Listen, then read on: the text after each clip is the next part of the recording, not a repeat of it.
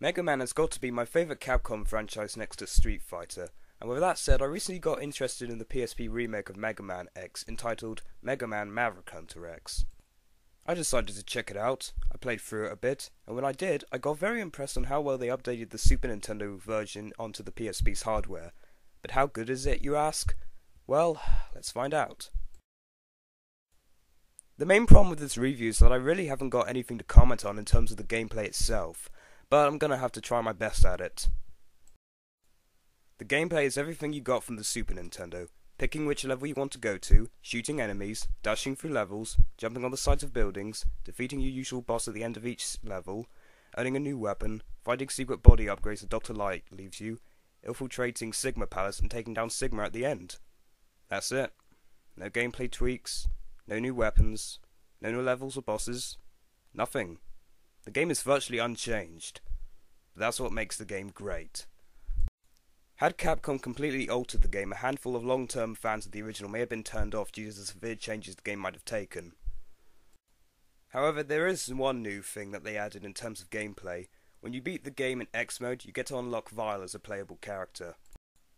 His gameplay is mostly the same except for the fact that he has a different range of weapons to take advantage of, such as grenades, a machine gun, and so on.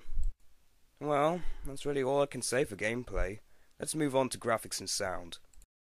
The game's levels have been redesigned with 2.5D graphics to give the game a fresh new look. Everything you remember from the Super Nintendo has been rendered in glorious 3D visuals, meaning it's bright, colourful, and truly astonishing to look at.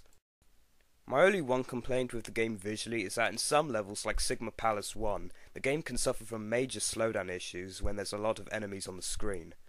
However, this only happens occasionally in a few levels, and it's not so much of a problem as it doesn't affect the gameplay itself.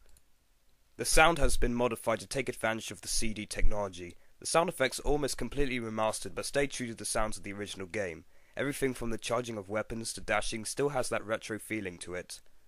The music has also been remastered, but again, stays true to the original's track so you'll immediately recognise your favourite tunes. Now for the sake of it, here's a little music comparison I whipped up.